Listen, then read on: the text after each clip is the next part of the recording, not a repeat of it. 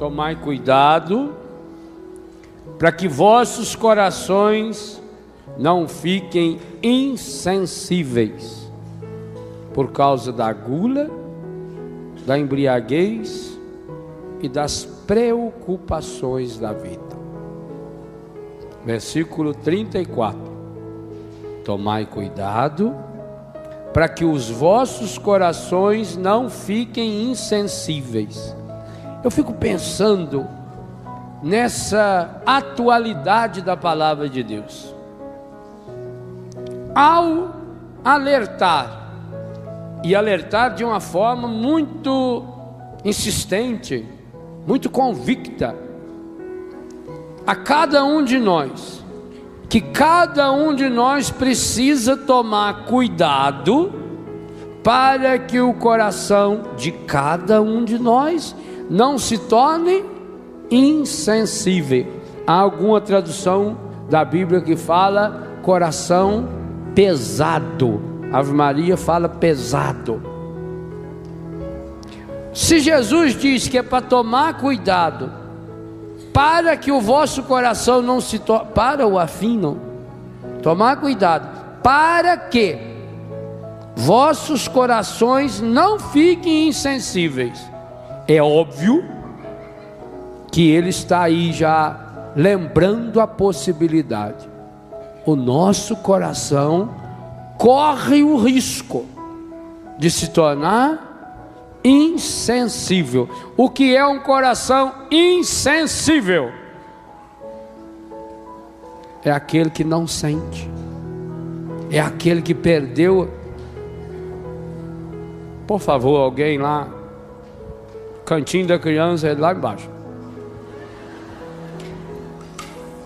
O coração insensível é aquele que perdeu a capacidade de sentir, principalmente de sentir aquilo que Deus está nos falando.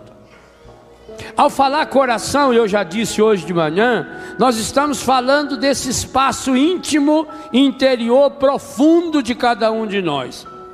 É aí que se estabelece o nosso diálogo com Deus. Por que Jesus está falando de modo tão firme a respeito do cuidado com o coração? O nosso coração, aonde está a sede das nossas emoções, da nossa inteligência e da nossa vontade, é o espaço reservado por Deus, aonde Ele colocou em nós a marca dele. É uma certeza da fé católica. Há documentos oficiais da igreja que falem nisso. Por exemplo, documento do Concílio Vaticano II chamado Gaudium et Spes. É um documento oficial da igreja. Lá diz, e o catecismo retoma exatamente isso, que o coração é um sacrário inviolável, porque o demônio não entra. Se há uma coisa que você tem absoluta certeza, é que o demônio jamais entrou e jamais entrará no seu coração. Jamais. Ali está a consciência, ali está o sacrário inviolável do ser humano, ali está a morada de Deus dentro de nós. Dentro do nosso coração só cabe você, com os seus sentimentos, com as suas emoções, com a sua vontade, com a sua inteligência, e Deus. O demônio não tem acesso ao seu coração. Padre, mas se o demônio não tem acesso ao meu coração, então por que a minha preocupação? Por que a cura dos traumas? Porque ele vai criando uma casca no nosso coração. Isso ele tem acesso. O que os traumas fazem? Cria uma casca. O coração fica insensível. O coração não sente mais. O coração fica pesado, porque ele cria uma casca em volta do nosso coração, uma casca que torna o coração incapaz de sentir, de perder a comunicação com Deus, de perder a comunicação consigo mesmo, de perder a comunicação com as outras pessoas, de perder-se. E Jesus disse: há 3 coisas que levam a pessoa a ficar com o seu coração insensível. Quais são as 3 coisas do evangelho de hoje? Gula, embriaguez e as preocupações com as coisas da vida, as preocupações excessivas. A primeira, a gula. Por que será que a gula leva a pessoa a perder a sensibilidade espiritual? Porque a gula tem a ver com a falta de autodomínio. O que é gula? A gula, na verdade, ela é um desequilíbrio afetivo. Porque gula não é eu comer enquanto eu preciso comer. Tem gente que precisa comer mais. Conforme a profissão que a pessoa trabalha, ela precisa comer mais. Por que você, quando você vai pregar retiro, por exemplo, no Nordeste, dependendo do hotel que a gente fica, eles oferecem o que eles chamam café da manhã nordestino. Café da manhã nordestino é um almoço. Vem ovo, vem cuscuz, vem batata doce cozida, mandioca, aipim, aliás, lá é macaxeira, né? Vem macaxeira. Gente, aquilo é uma mesa imensa. Mas por quê? Carne seca, acebolada, de manhã. É verdade. Porque o sertanejo sai de casa 3, 4 horas da manhã e vai aguentar o calor do sol. Ele vai ter que trabalhar muito. Então, ele precisa de uma comida forte. Mas a pessoa que faz serviço de escritório, se comer aquilo lá, né? Assina uns papelzinhos lá, bate umas teclas no computador e come aquilo. Então a quantidade de comida que você come não tem a ver com a gula. Gula não significa pessoa que come muito. Jovem, por exemplo, jovem come muito. Quando você for um retiro para jovem, devia de cobrar sempre umas 15 vezes mais a taxa. Que jovem come, nossa senhora. Eu vejo pela minha casa. Lá em casa, por exemplo, aqui em Lorena, 82 pessoas. Tem que fazer lá uns 20, 25 quilos de macarrão. Eles comem. Molecada joga bola, trabalha. Então, quantidade de comida não tem a ver com gula. Gula não tem nada a ver com quantidade. Quantidade de comida tem a ver com quanto que você precisa. O que é gula então? Gula é quando eu como a mais do que eu preciso comer. Isso é gula. Então, se o seu organismo precisa de um prato raso de comida no almoço e outro na janta, tudo que você comer a mais e fora de hora, as bolachinhas que eu falei hoje, a bolachinha é pecado contra a gula. Engraçado, não sei não. Eu acho que eu toquei num ponto. Eu estou notando as reações. Eu acho que a bolachinha me parece que está sendo um pecado comunitário. Estou tendo essa impressão.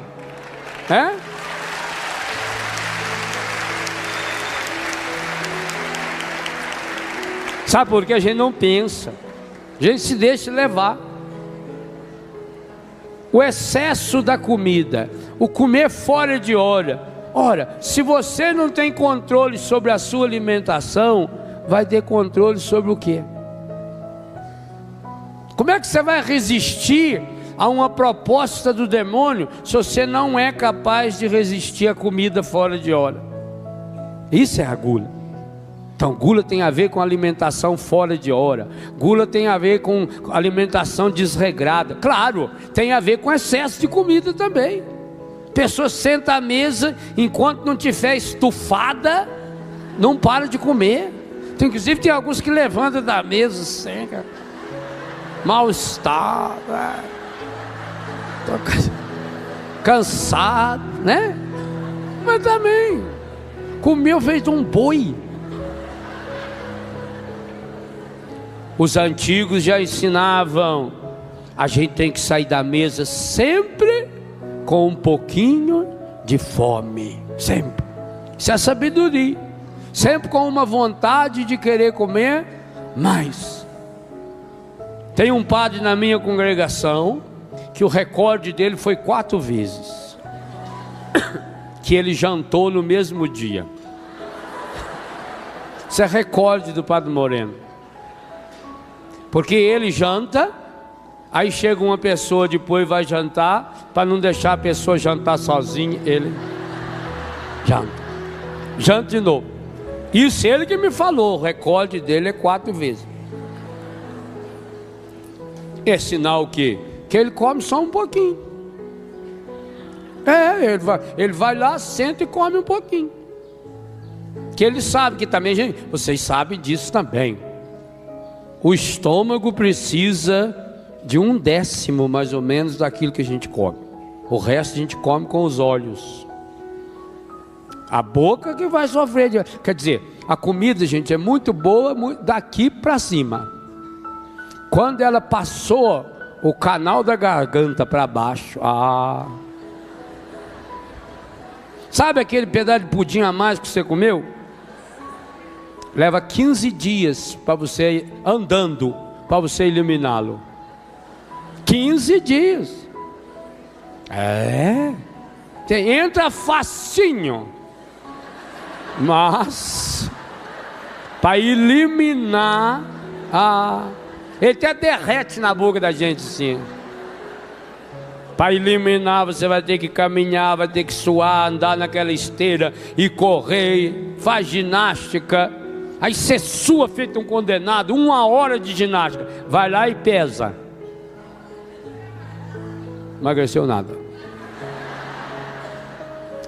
Jesus está falando exatamente nisso. Com que facilidade a gente vai se enchendo com as coisas erradas e pecaminosas.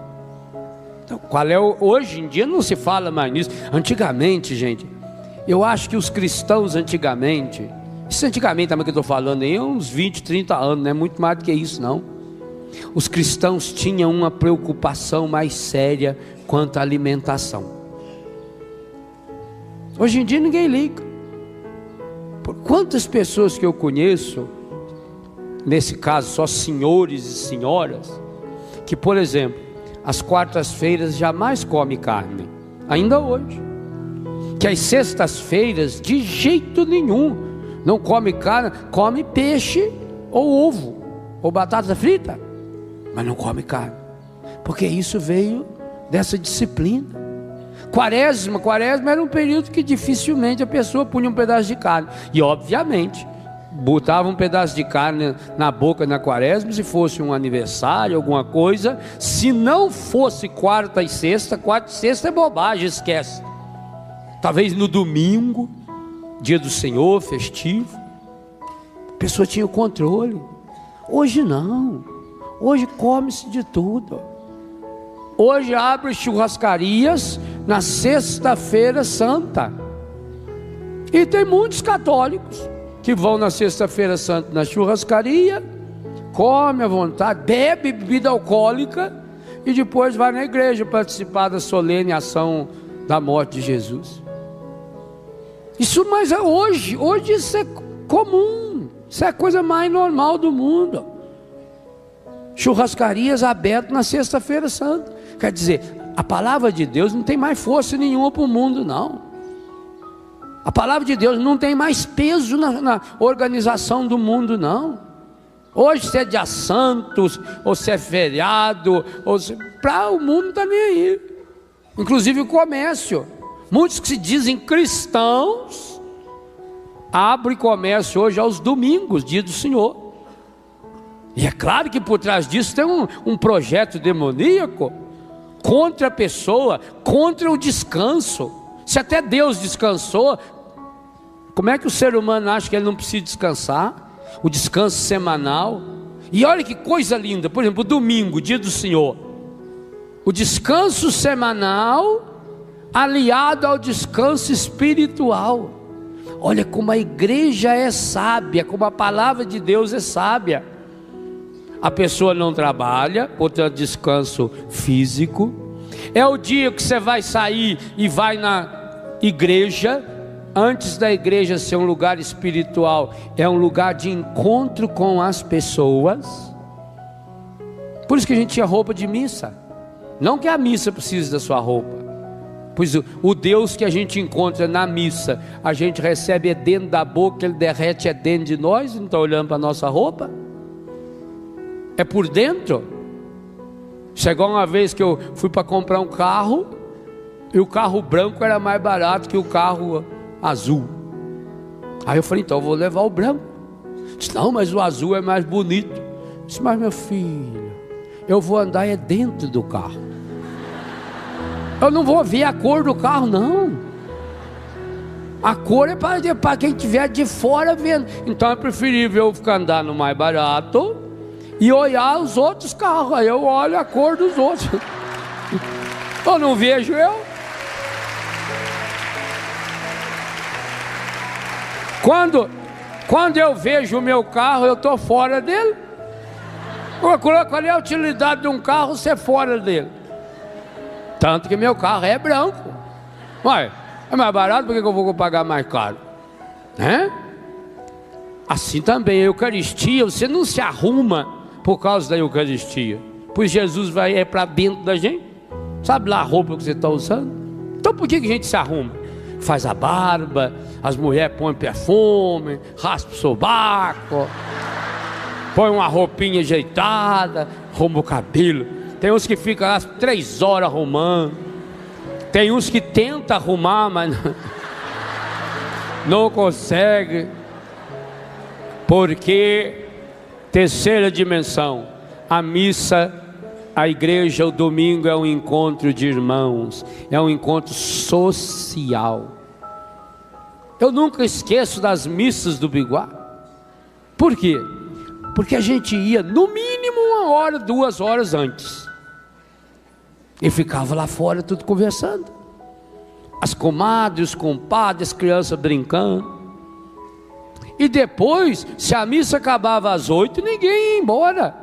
Ficava mais uma meia hora. O pessoal saía devagar, sem pressa, ficava proseando. Que coisa boa. Por quê? Porque é um encontro espiritual, é um descanso físico, mas é um encontro social. O verdadeiro encontro social. É aí que se estabelecem as relações, inclusive as relações econômicas. É aí que se conversava sobre as plantações, sobre o problema do pasto, sobre o problema do gado. É aí que se trocava ideias, é aí que as mulheres trocavam as receitas, pela criatividade maravilhosa que elas tinham na cozinha. É aí que descobria alguém que estava precisando de alguém. É aí que alguém se oferecia, porque a comadre falava, nossa, essa semana, olha, o meu menino ficou doente, eu sofri, que foi uma coisa medonha, eu nem consegui terminar o meu serviço. A outra já vai dizer, mas a senhora falasse que eu ia lá, eu vou lá essa semana, eu ajudo a senhora. Quer dizer, cria-se um vínculo. A palavra de Deus é muito sábia, mas por causa dessa gula com as coisas materiais também, e as preocupações, o excesso dessas coisas, hoje então, católico, que abre a empresa dele aos domingos. Mas também eu já estou notando uma coisa, a maior parte desse povo não vai para frente não. Não vai. E não é praga não. Pode ver como é que muda. Por exemplo, shopping. Por que muda tanto os donos das lojas do shopping? Porque o sujeito, o sonho dele é pôr uma loja no shopping. Aí ele põe a loja no shopping, o sonho dele é tirar a loja de lá. Porque o que ele tem que pagar de imposto para o dono do shopping é uma fortuna. É imposto, é taxa, e é isso, é aquilo. Tem a taxa de enfeite disso, a taxa de enfeite daquilo, a taxa da privada, a taxa da taxa de tudo tem. Por fim fala, meu Deus, aonde que eu vim parar? Era o sonho, porque é status, né? Vai abrir um shopping novo, eu vou pôr minha loja lá no shopping. Isso é um status, a pessoa. Aí na hora é o bichinho do orgulho. Para todo mundo falar, você tá com um espetáculo, né? Poxa, trabalho, competência, roubalheira, isso aí não fala. Curioso de chegar lá. É engraçado, eu vejo que essas pessoas não vão para frente, não. Sabe por que não vai para frente? Não é porque Deus castiga, não. Mas é porque não chega nessa pessoa a graça de Deus. Ela cria uma barreira. É isso que Jesus está dizendo. Tomai cuidado, a fim de que o vosso coração, para que o vosso coração não se torne insensível. A casca que cria aqui no coração. A segunda coisa que faz esse processo, a embriaguez. E embriaguez na Bíblia, se você fizer um estudo da palavra traduzida aí por embriaguez, vai perceber que é um termo que se adapta a embriaguez no sentido da bebida, mas toda forma de dependência química. Cigarro está entre essa palavra embriaguez. A droga, maconha, cocaína, os remédios tomados por vício, todo vício se encaixa aqui. Porque quantas e quantas pessoas hoje são viciadas em remédios, principalmente em antidepressivos. É uma pena. É uma pena. A medicina com certeza deve ver isso com a tristeza. A medicina séria, porque tem muito médico aí também que não vale o nome que tem, em vez de ser caçado. Porque claro que é muito mais fácil eu receitar um remédio sem ir lá na causa do problema. Resolve o meu problema naquela hora, mas nós não vamos na causa do problema. Então a embriaguez significa tudo aquilo que nos entorpece. Eu colocaria dentro dessa embriaguez aí, inclusive o vício de ver televisão. No livro Famílias Restauradas, eu tenho um capítulo onde eu estou tentando ensinar aos pais a importância de como ver TV. E como os pais devem ensinar os filhos a ver TV. Porque a televisão vicia. A pessoa e tem muitos viciados.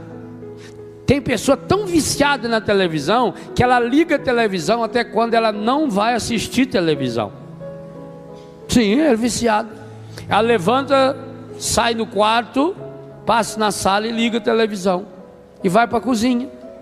A televisão está ligada lá, falando sozinho lá na sala, coitado. Quer dizer, que é falta de educação, largar o Silvio Santos falando sozinho na sala. O Silvio Santos fala mesmo, você larga, ele vai falando, É vício. Uma companhia para a gente. Uma companhia que entorpece, que leva a pessoa a fugir da sua realidade, que cria essa casca em torno do coração.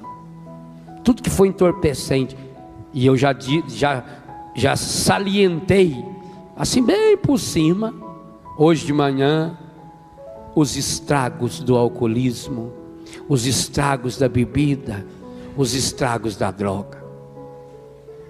Quantos filhos já chegaram para mim chorando, dizer: Padre, eu não queria mais cair na droga, o Senhor me ajuda, Padre. E você está impotente. O que eu posso fazer?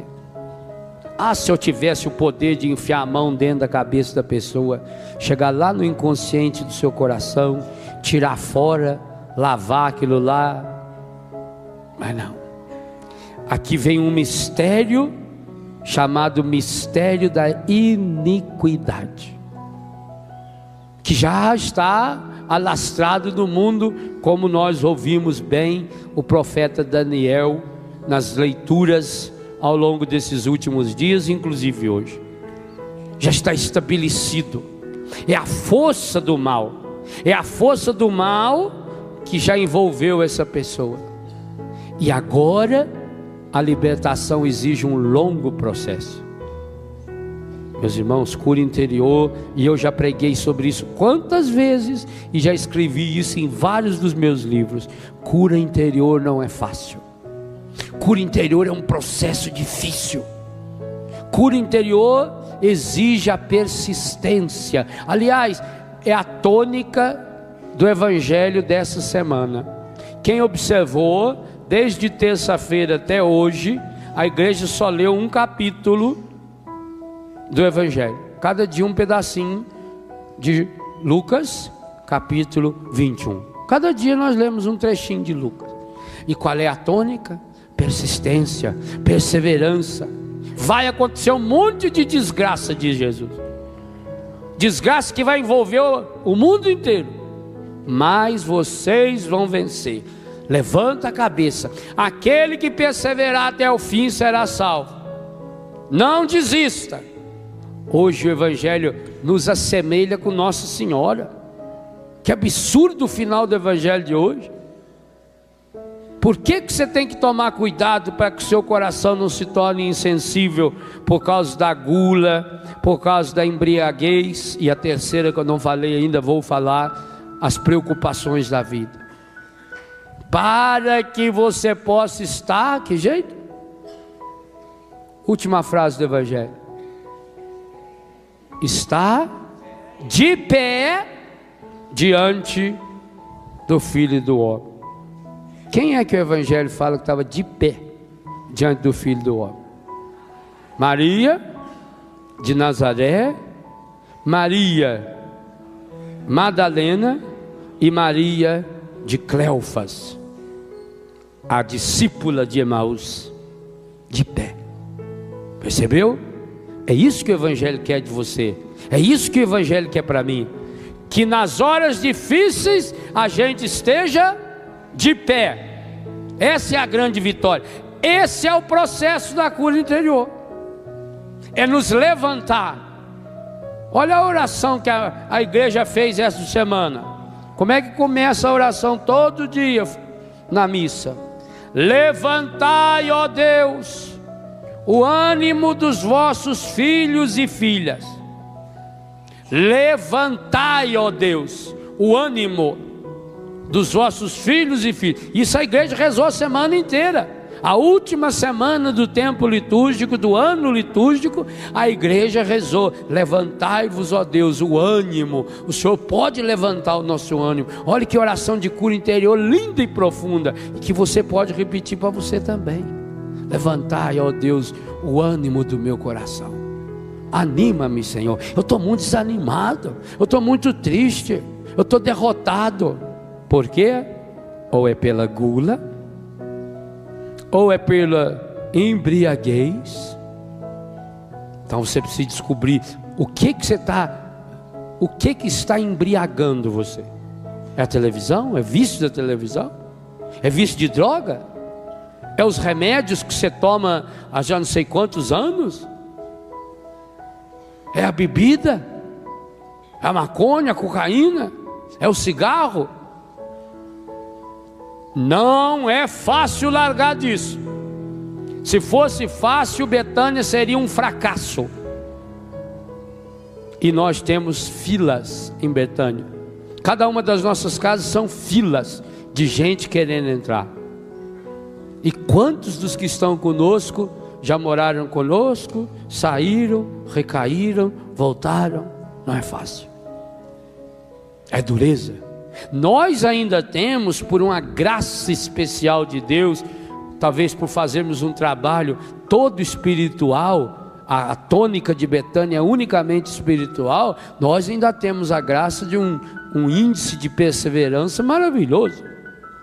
Mas há clínicas por aí que trabalham na recuperação de drogados que não conseguem 2% de cura. 2%. E isso não estou falando só no Brasil, não. Estados Unidos, na Europa, 2%, alguns lugares 3%. Se nós temos lá 80%, 90%, é por quê? Porque nós trabalhamos a partir de uma premissa. Nós, na verdade, nós nem trabalhamos, Na verdade, nós ajudamos a pessoa a se encontrar com Deus. E a partir daí, estabelecer de fato uma força para a pessoa renunciar. Nós ensinamos alguns caminhos, mas a caminhada é a pessoa que vai ter que fazer. Então não é fácil. Não é à toa que Jesus diz não julgar. Por que não julgar? Porque quando você julga a aparência. Vamos tomar um exemplo recente, doloroso. Primeiro, causa nojo, revolta, principalmente do jeito que é noticiado na televisão.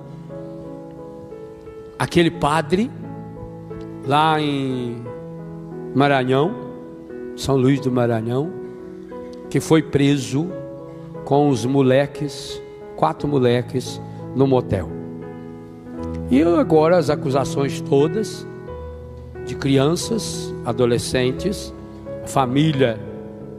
Eu não entendo muito como é que essas famílias não denunciou antes. Engraçado que só aparece a denúncia, depois da denúncia aí vem lá um rio de gente para denunciar. Mas talvez se essa pessoa tivesse denunciado antes, não teria chegado aonde chegou.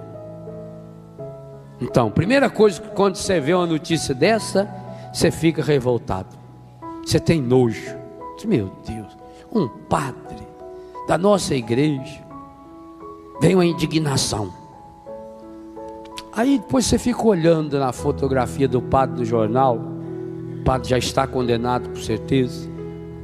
Você fica olhando para a fotografia do padre e fica pensando: meu Deus, o que levou esse coitado a fazer isso? Não sei se é porque eu trabalho com cura interior, eu sempre tento ir na causa. Quem sabe se ele não foi um menino lindo e maravilhoso que também foi violentado? Nós não sabemos. Talvez até Deus o livre guarde por um padre. Nós não sabemos. Assim como ele fez isso, alguém não pode ter feito com ele, ou o pai dele, ou um tio, ou um irmão mais velho. Quem sabe quando ele tinha 2, 3, 4, 5 anos, ele não foi barbarizado sexualmente falando, usado como se fosse um homossexual, e não podia falar nada, porque era criança não adianta falar. Ninguém acredita em criança. Quem sabe o que se passou no coração do menino? Quando tinha lá 8 ou 9 anos, a mãe dele levava ele na igreja para se confessar. Mas cadê a coragem de contar para o padre? Eu me lembro até hoje. Quantas vezes eu fiquei ensaiando um pecado para confessar para o padre? O medo, porque eu era coroinha. O padre era meu amigo.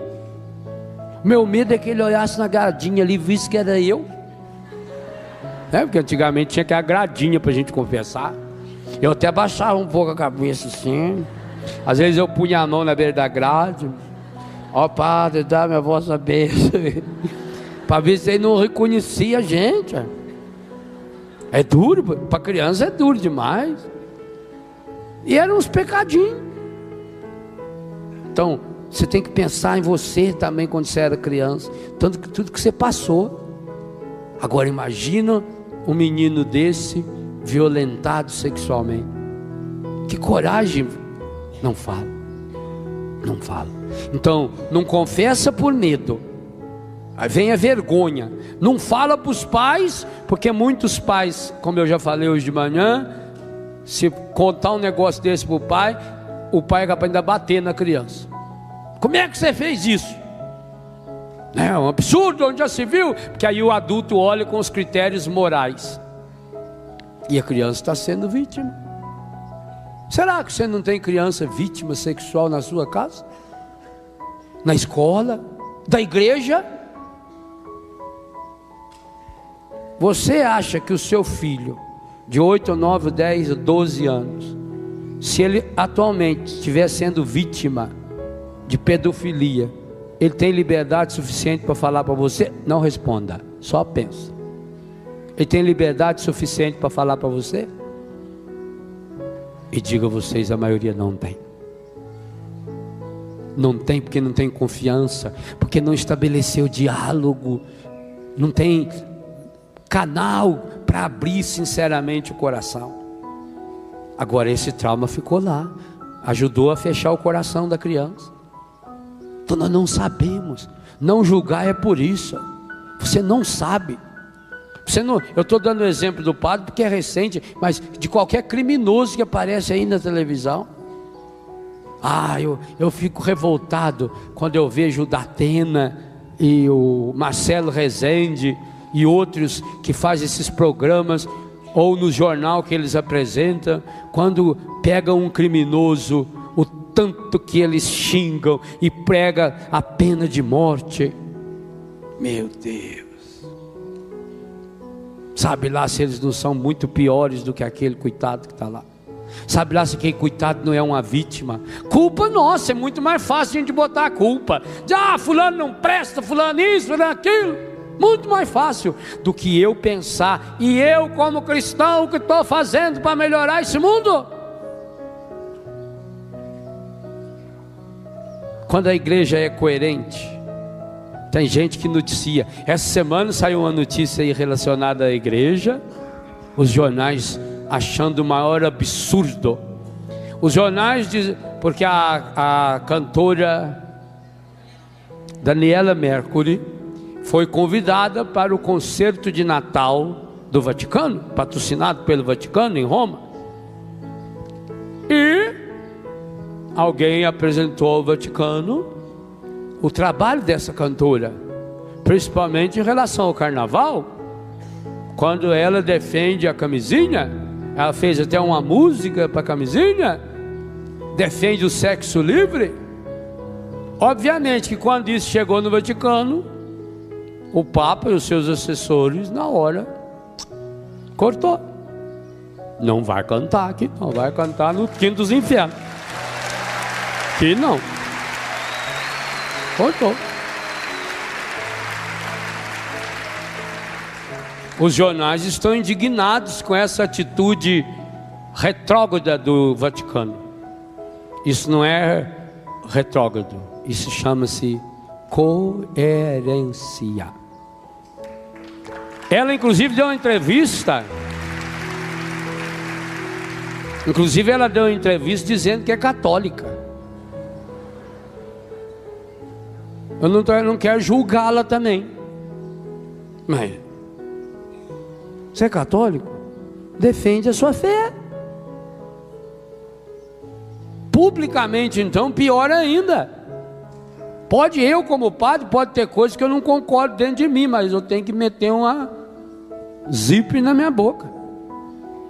Publicamente eu não posso, como padre, ou como católico, como cristão, eu não posso manifestar-me contrário à minha fé.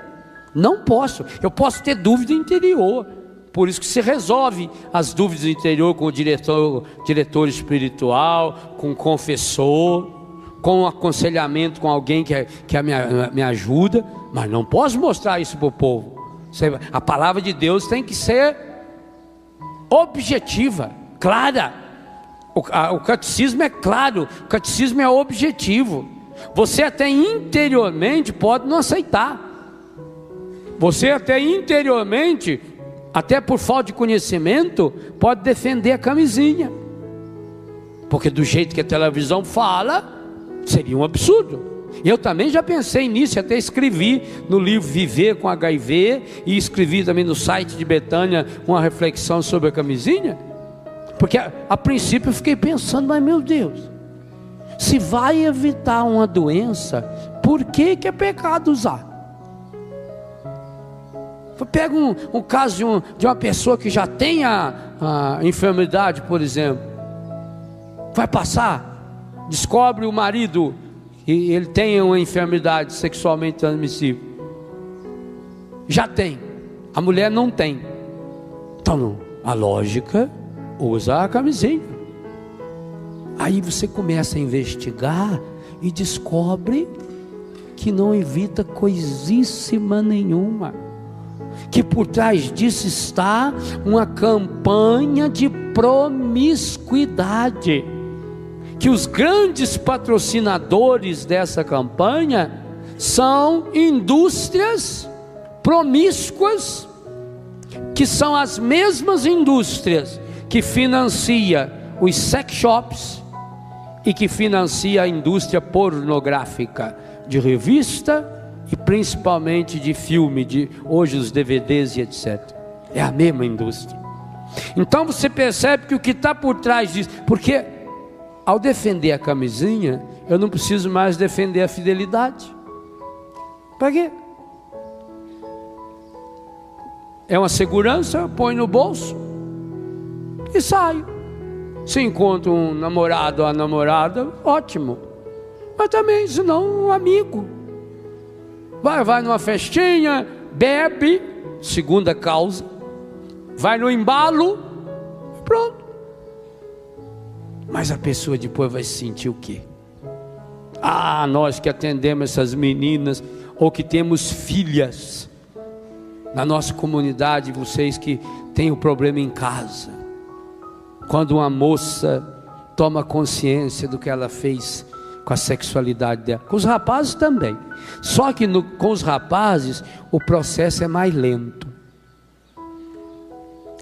ele precisa amadurecer muito para ele começar a se convencer disso. As moças, graças a Deus, mas ao mesmo tempo, se ela não encontrar um apoio, principalmente espiritual, quando ela olha e fala, meu Deus, no que eu transformei o meu corpo, quantos homens já tocaram no meu corpo, onde foi parar a minha pureza, a minha dignidade? Vocês imaginam o trauma que entra na casca do coração a partir disso? Ela vai se sentindo podre, ela vai se sentindo usada, ela vai se sentindo coisa. Meu Deus. E é isso que o mundo faz. Enquanto é menina nova, enquanto é bonita, tem um monte de gente que quer. E depois vira aquele bagaço, feito uma laranja que chupou e joga fora. Chuta. Porque o mundo não quer compromisso. Imagina. Hoje em dia, com essa liberação sexual, com esses namoros cada vez mais livres, a pessoa cada vez menos vai assumir compromisso sólido e sério com os outros. Agora, uma pessoa que não tem capacidade de assumir esses compromissos, vai se tornando uma pessoa vazia, vai se tornando uma pessoa fútil, embriagada, entorpecida. Gente, o sexo usado do jeito errado, ele é um entorpecente medonho. O vício do sexo é terrível. Aliás, o vício do sexo é pior do que o vício de cocaína, porque o sexo você carrega, está aqui no meu corpo. Tudo que eu preciso para o vício sexual está aqui no meu corpo, eu tenho aqui dentro. Se eu não tenho autodomínio, e comecei a perder o autodomínio quando não controlei a minha alimentação. O que Jesus está falando de 2000 anos atrás é atualíssimo hoje. Eu estou me embriagando com a sexualidade, porque eu perdi o controle. Volto, repito, e amanhã vou retomar de manhã. A causa de tudo isso, nós não podemos julgar. Porque a causa, mesmo a causa da gula, tem muitas pessoas que não têm controle com a alimentação por causa de um trauma, relacionado, por exemplo, ao mamar, da mãe que não tinha leite, o leite fraco, né? Entre aspas, tem mulheres que têm o leite fraco, embora há uma corrente na medicina que diz que isso não existe, mas parece que não sustenta a criança aquele leite, ou pouco leite, e aí a criança chupa o seio da mãe e não satisfaz, ou tem pouquinho leite, a criança fica na ansiedade, quer mais, quer mais, quer mais, e não tem. A mãe sofre. Ou a mãe com o seio todo machucado, todo cheio de corte, que arrebenta o seio, porque a criança morde. Tanto que alguns hoje passam os produtos certos já, as pomadas. A própria mãe, na hora que vai dar o mamar, ela tem uma rejeição natural da dor. Ao menos um desejo que a criança não tivesse fome. Isso é normal, você não tem que condenar essa mãe também. Mas a criança cresce com isso. Parece que vão sempre tirar dela a comida, parece que vão sempre tirar as coisas dela. E aí vem o terceiro elemento que Jesus diz que a gente tem que cuidar muito, porque ele é como que a conclusão de todos os outros problemas que Jesus sintetizou nesses três: gula, embriaguez e plural, preocupações da vida. É por isso que Jesus ensinava no Sermão da Montanha: não vos preocupeis. A preocupação gera agitação, a preocupação gera insegurança, a preocupação gera ansiedade. Meu irmão, minha irmã, não adianta nada você estar aqui preocupado, pensando antecipadamente, ocupando-se com um problema que você vai ter que resolver segunda-feira, terça-feira, quinta-feira. Ah, meu Deus, não quero nem pensar na hora que eu chegar em casa. Ótimo, não pense. Porque o que vai adiantar você ficar pensando? Nada. Até porque, quantas vezes você se decepciona com isso? Você pensa, queima pestana, e quando chega lá, o problema já está resolvido. Entrega na mão de Deus. Quebra essa casca do coração. Isso só você pode fazer. O grande trabalho nosso na cura dos traumas é quebrar a casca que envolve o nosso coração. Porque quando eu quebrei a casca, a sintonia com Deus fica livre. Aí você enxerga com os olhos de Deus. Aí você sente com o coração de Deus. Aí você ama com o amor de Deus. Mas fora isso você vai ficar angustiado, você vai ficar pensativo, você vai aumentar a ansiedade.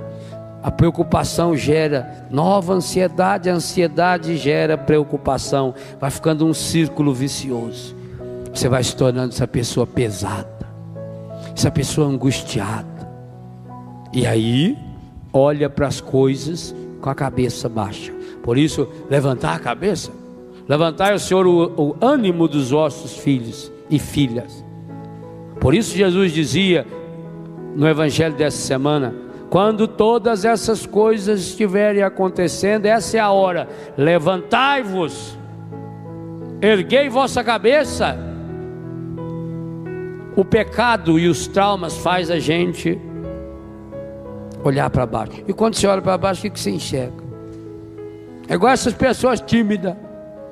Pessoa tímida, na tenda às vezes leva um meio tímido. Meu Deus do céu, vontade de sair da minha cadeira e lá dar um sufocão na pessoa.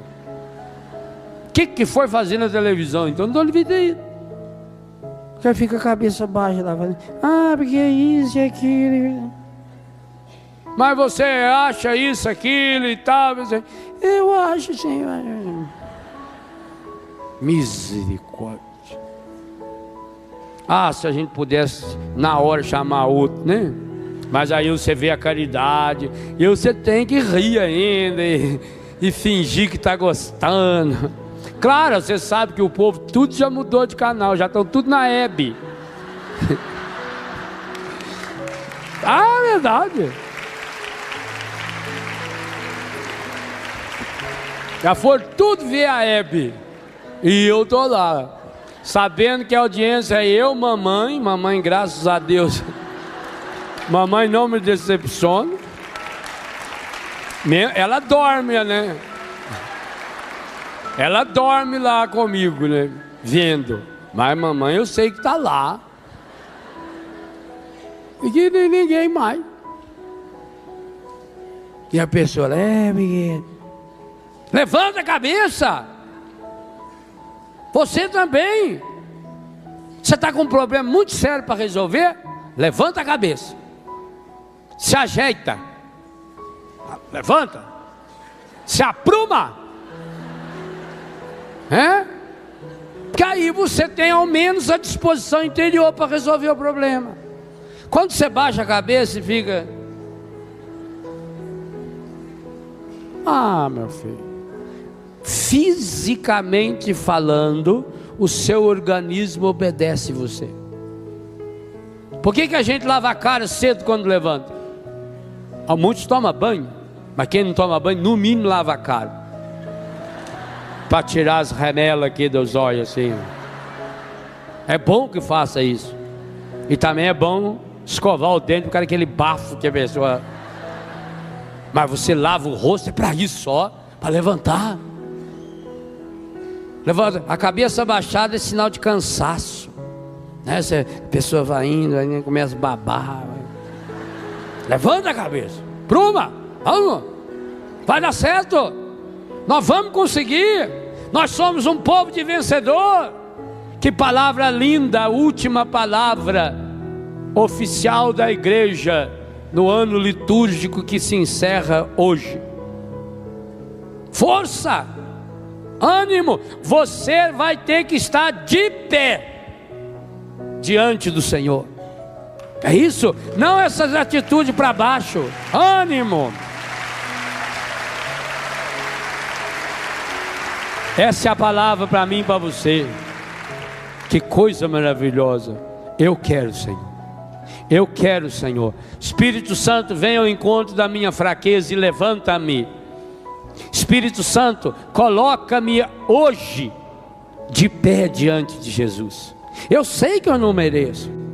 Eu sei que eu tenho pecados, fraquezas, limitações, mas eu sei também que a graça de Deus que está em mim é infinitamente maior do que todos os meus pecados. Que a graça de Deus que está em mim é infinitamente maior que todos os meus vícios. Que a graça de Deus que está em mim é infinitamente maior do que todos os meus traumas. Sim, Senhor, não é com orgulho, não é por vaidade, não é por prepotência que eu estou pedindo essa graça de me colocar de pé, de levantar a minha cabeça, de colocar-me inteiro na tua presença, mas é porque eu estou tomando posse da sua palavra, eu estou tomando posse da graça, eu estou tomando posse da certeza de que a sua graça em minha vida é infinitamente maior do que todos os meus traumas, do que todos os meus pecados, do que todos os meus vícios, do que todas as coisas negativas que já fizeram ou que eu já fiz.